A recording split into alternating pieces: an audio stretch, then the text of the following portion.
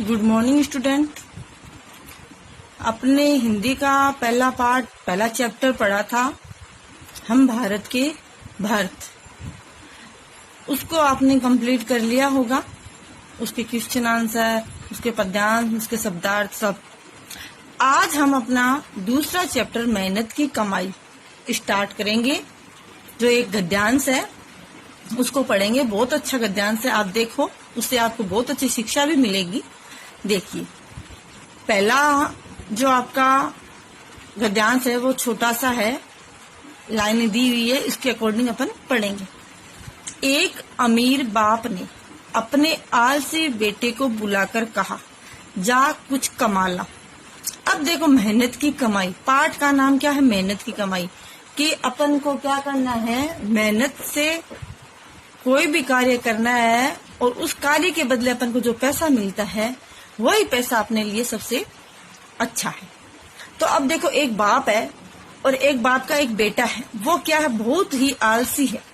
लेकिन उस बाप को ऐसा लगता है कि इस बच्चे को कैसे न कैसे करके इसको अपन मेहनत की कमाई करने के लिए अग्रसित करें, और इसे जो आलस है वो इसका मैं कैसे न कैसे दूर करूं, इसको इतना अच्छी एक शिक्षा दूं जिससे इसका आलस दूर हो और वो खुद अपने आप कमाने लग जाए। ठीक है। तो एक अमीर बाप है, उसका एक आलसी बेटा है। तो बाप है वो बेटे से बोलता है कि जा बेटा कुछ कमा ला। कि कहता है, जा बेटा कुछ भी कमा कर लिया। फिर देखो, लड़का क्या है? लापरवाह है, निर्लज है ना। काम करने की उसकी आदत बिल्कुल भी नहीं है। मैं अपनी भाषा में पढ़ा रही हूँ, जो इसमें लिखा हुआ है वो आप पढ़ लेना। जो पढ़ा रही हूँ मैं, आप वो उस पे गौर करना, आपको अपने आप क्वेश्चन आंसर अच्छे से आ जाएंगे। मतलब बाप है वो अपने आलसी बेटे को कह रहा है कि तू कुछ भी जाकर कमा ला। तो लेकिन बेटा क्या है? लापरवाह है, निर्जल है ना, और काम करने की उसकी बिल्कुल भी आदत नहीं है। वो क्या करता है? अपनी माँ के पास जाता है, माँ के पास जाकर के रोता है, उनके सामने मिन्नतें यानी हाथ जोड़ता है और कहता है कुछ भी हो, अपनी माँ से कुछ भी हो, मुझे कुछ न कुछ दे दे, ऐसे कहकर उसे राजी कर लेता है। और माँ क्या करती है? बेटे का दुख देख नहीं सकती है। कोई भी माँ हो अपने बेटी का कभी भी दुख नहीं देख सकती। तो उसे उस पे दया आ जाती है और वो क्या करती है? उसे अपने बक्सा है, अटैची जो भी है, उसमें से 1 रुपया निकाल के उसको दे देती है ना। तो अभी मैंने अपने शब्दों में पढ़ाया। अब देखो, अमीर बाप ने अपने आलसी बेटे को बुलाकर कहा, जा कुछ कमा ला। लड़का क्या? लापरवाह और निर्जल था, काम करने की उसकी आदत न थी। सीधे माँ के पास गया और रो धोकर मिन्नत देकर उसे कुछ देने को राजी कर लिया। माँ से बेटे का दुख देखा न गया, उसने उसे 1 रुपया बक्से से निकाल कर दे दिया। अब देखो, जो अपने इतना ऊपर वाला पढ़ा था, इसके थोड़े शब्दार्थ हैं। पहला है आपका अमीर। अमीर का यानी धनी, बहुत पैसे वाला। लापरवाह यानी बेफिक्र, किसी बात की परवाह नहीं करना। लापरवाह यानी किसी बात की परवाह नहीं करना। कोई कुछ भी बोल रहा है, कह रहा है, कोई मतलब नहीं है उसको। ठीक है ना, वो एकदम बेफिक्र है कि ठीक है, कोई कह रहा है, कोई बात नहीं, कहने दो, अपने क्या। ठीक है। फिर है निर्लज यानी बेशरम, मतलब किसी प्रकार की शर्म नहीं आना। कोई कितना कुछ भी कह रहा है, उसके कोई भी किसी बात का अर्थ मतलब असर भी नहीं हो रहा। मिन्नतें यानी प्रार्थना करना, विनती करना, है ना। और आदत यानी स्वभाव, है ना।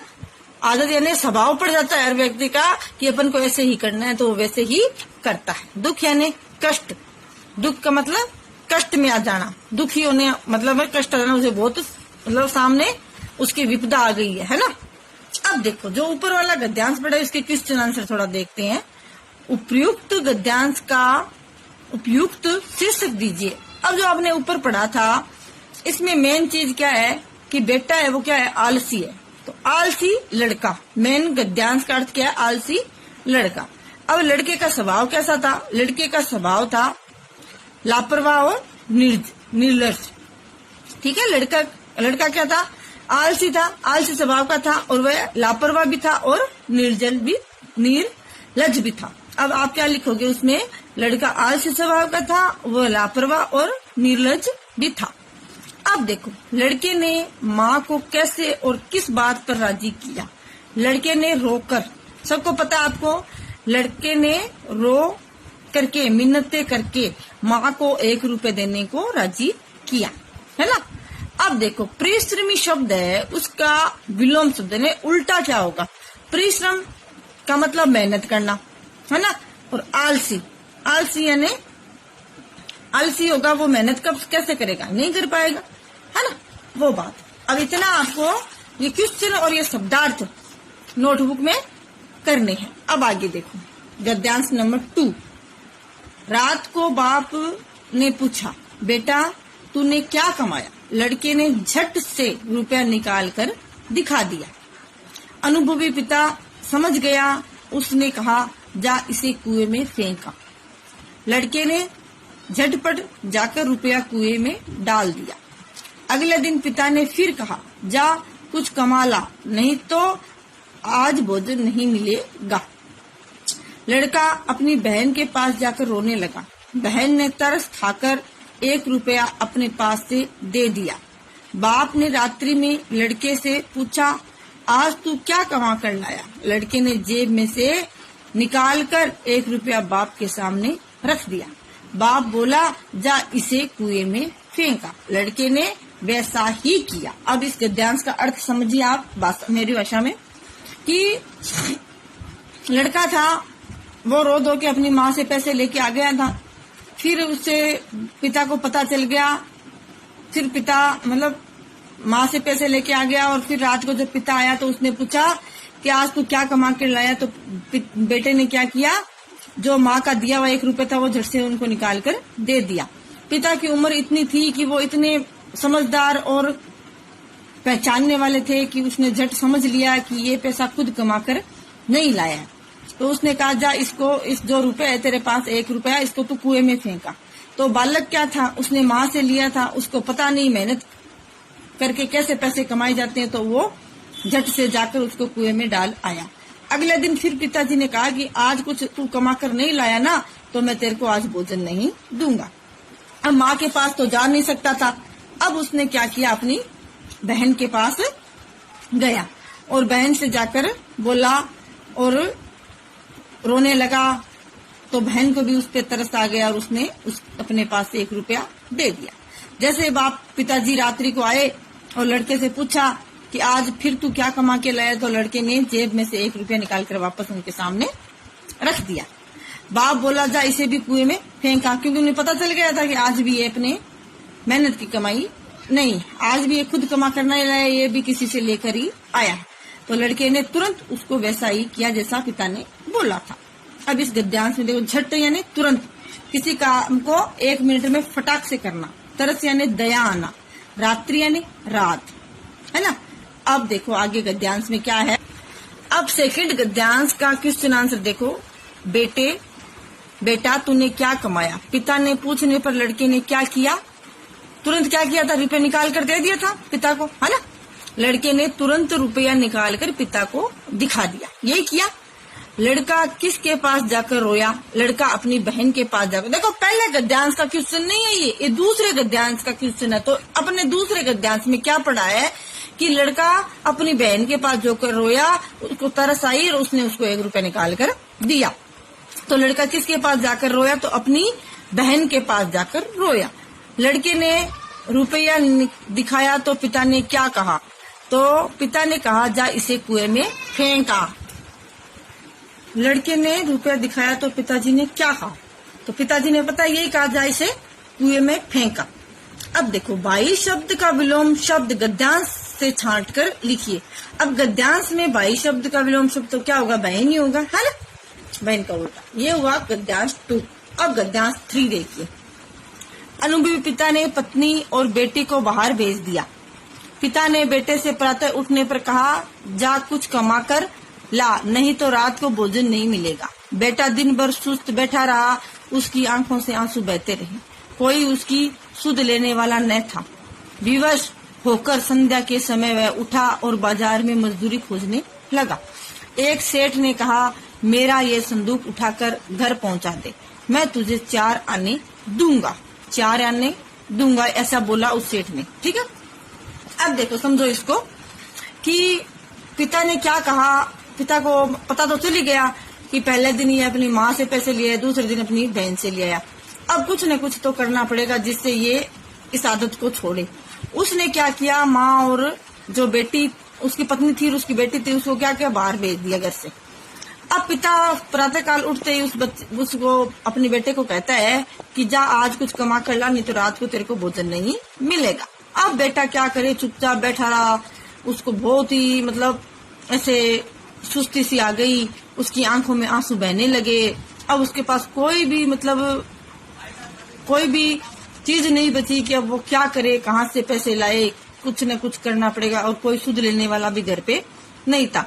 अब वो बहुत ही विवश हो गया, बहुत मतलब मजबूर हो गया और संध्या के समय वह उठा और बाजार में मजदूरी खोजने के लिए गया। फिर एक सेठ था, वो कहीं से आया था और उसका एक संदूक यानी बक्सा था, उसको उठाकर पहुंचाना था उसके घर। तो उसने सेठ ने क्या कहा, उस बालक से कहा, उस लड़के से कहा कि तू ये मेरा संदूक उठा ले, मेरे घर पे पहुंचा दे, मैं तुझे 4 आने दूंगा, यानी 25 पैसे, यानी 54 25 पैसे यानी कि रुपए का चौथा भाग। 4 आने उसको बोलते हैं। ठीक है, अब देखो गद्यांश 3 के शब्दार्थ। प्रातः यानी सुबह, सबको पता है। सुस्त यानी उदास होना, है ना। शुद्ध यानी याद, है ना, याद आती है कि अब क्या करे, मम्मा माँ नहीं है, बहन भी नहीं है, अब मैं क्या करूंगा, क्या नहीं, उदास हो गया, है ना। फिर उसके बाद विवश यानी मजबूर। संध्या यानी शाम। 4 आने ने 25 पैसे। ठीक, अब इस गद्यांश के क्वेश्चन आंसर देखिए। अनुभवी पिता ने अपने लड़के से क्या कहा। पिता ने कहा अपने लड़के से कि जा कुछ कमा ला, नहीं तो रात को भोजन नहीं मिलेगा। विवश होकर बेटे ने क्या किया, तो विवश होकर बेटा क्या करने लगा। देखो लड़का दिन भर सुस्त दुखी बैठा रहा, विवश होकर संध्या के समय उठा और बाजार में मजदूरी खोजने लगा, है ना। सेठ ने लड़के को क्या काम बताया। सेठ ने लड़के को काम बताया कि मेरा यह संदूक उठाकर घर तक पहुंचा दे, इसके बदले में मैं तेरे को 4 आने दे दूंगा। आंखों से आंसू बहना, मुहावरे का अर्थ क्या है, कहने का मतलब आंखों से आंसू बहना यानी बहुत ही दुखी होना। किस लिए दुखी हुआ वो बालक कि उसके पास कोई चारा नहीं था, ना उसकी कोई सुध लेने वाला था, ना कोई उसकी मतलब वो इतना विवश था और उसकी आंखों में आंसू बहने लगे। यानी कि आंखों में आंसू कब बहे उसके, जब वो बहुत ज्यादा दुखी था तभी तो बहे ना, क्योंकि उसकी माँ घर नहीं थी, बहन भी घर नहीं थी, अब उसके पास कोई चारा नहीं था, इसलिए दुखी हुआ ना। तो आंखों से आंसू कब बहे, जब वो बहुत दुखी हुआ तब। अब गद्यांश नंबर 4। अमीर बाप के बेटे ने संदूक उठाकर सेठ के घर पहुंचाया। वह थक कर चूर हो गया, उसके पांव कांप रहे थे और गर्दन तथा पीठ में भयंकर दर्द हो रहा था। रात को बाप ने पूछा, बेटा आज तूने क्या कुछ कमाया। लड़के ने चवन्नी निकाल कर दिखाई। बाप बोला, जा इसे कुएं में डाल आ। लड़के को क्रोध आ गया, वह बोला, यह मेरी मेहनत की कमाई है, मेरी गर्दन कमर और पैर दुखने लगे हैं, आप कहते हैं इसे कुएं में डाला। अनुभवी पिता सब कुछ समझ गया। अगले दिन उसने अपना सारा व्यापार लड़के के हवाले कर दिया। अब देखो ये कार्य होता है ना। देखो कभी भी बच्चे को आलस नहीं करना चाहिए, हमेशा शरीर में फुर्ती रखनी चाहिए ना। अब देखो अमीर बाप क्या था, बेटा था, और वो 1 रुपए के लिए एक सेठ का संदूक कितने पैसे में, 54 में भी उठाकर उसके घर तक पहुंचाते वो क्या हो गया, बच्चा थक गया, क्योंकि उसने कभी कोई भी काम नहीं किया तो थकेगा, है ना। उसके पांव भी कांपने लगे, गर्दन में दर्द हो गई, पीठ भी भयंकर दुखने लग गई, है ना। और फिर वो घर पहुंचा तो बाप आया रात को आते बाप ने पूछा, आज तूने क्या कमाया। तो लड़के ने चवन्नी निकाल कर दिखाई। तो बाप ने तो फिर वैसे ही बोला कि जा इसे कुएं में डाला। लेकिन लड़के को बहुत क्रोध आ गया। क्रोध आने पर वह लड़का है अपने पिता से बोला कि ये तो मेरी मेहनत की कमाई है, मेरी तो इसके कारण गर्दन, कमर, पैर सब दुखने लगे, आप कहते हैं ऐसे कुएं में ना खा। तो उसके पिता थे, वो बहुत ही समझदार थे, तो उसको समझ में आ गई कि ये अब बहुत समझदार हो गया है और इसको मेहनत का भी पता चल गया है कि मेहनत से कमाया हुआ रुपया कितना कठिन होता है। तो उसने अपना सारा व्यापार अपने लड़के के नाम कर दिया।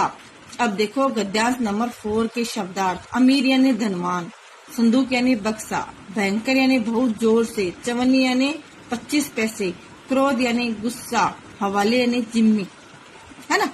अब गद्यांश 4 का क्वेश्चन देखो। सेठ का संदूक पहुंचाने के बाद घर पहुंचे लड़के की क्या दशा थी?